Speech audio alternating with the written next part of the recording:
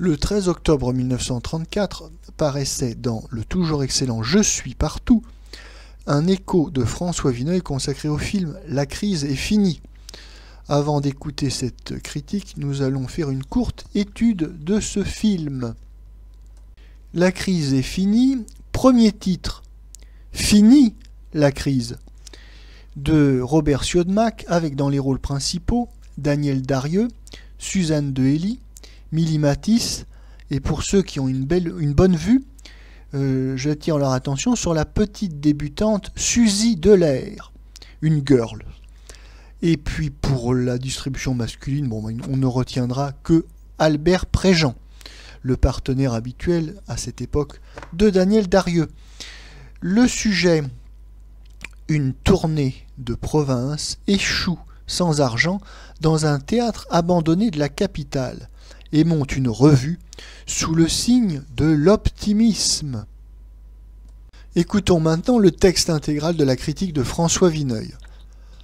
On pouvait s'attendre au pire pour le premier film français de M. Robert Siodmak, un des émigrés d'Allemagne, le type accompli de l'Heimatlos de cinéma, dont le précédent travail chez nous, Le sexe faible, n'était que la bonne photographie d'un succès de théâtre.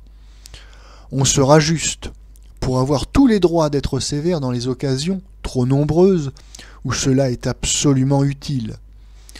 Le spectacle de M. Siodmak n'est pas désagréable.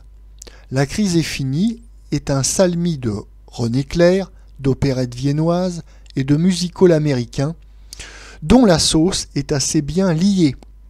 M. Siodmak avoue de temps à autre, c'est sa seule empreinte personnelle, une conception du comique qui sent son Neubabelsberg d'une lieue.